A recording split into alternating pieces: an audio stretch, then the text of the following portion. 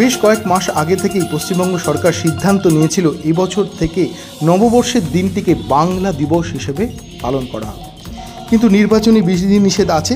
সেই বিধিনিষেধের নিয়ম মেনেই আজ নদিয়া জেলার কৃষ্ণনগর রবীন্দ্র ভবনে জেলা প্রশাসনের উদ্যোগে পালিত হলো বাংলা দিবস। উপস্থিত ছিলেন নদিয়ার জেলাশাসক এস অরুণ প্রসাদ সহ অন্যান্য জেলা প্রশাসনের উচ্চ আধিকারিকরা।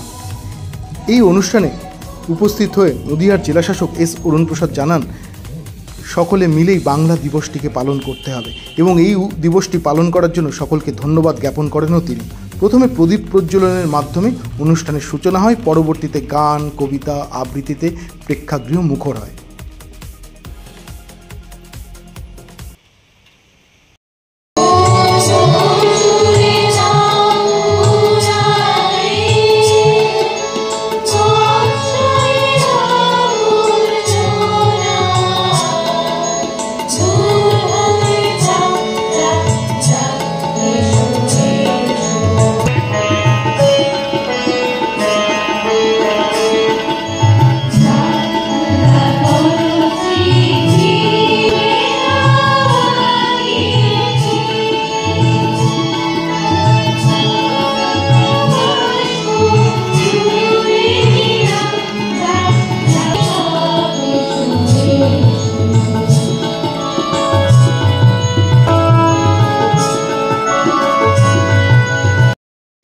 বাংলা দিবস হিসাবে পালনের সিদ্ধান্ত নিয়েছে।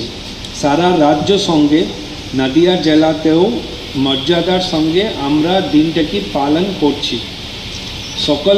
সকলে ভালো থাকবেন। নমস্কার।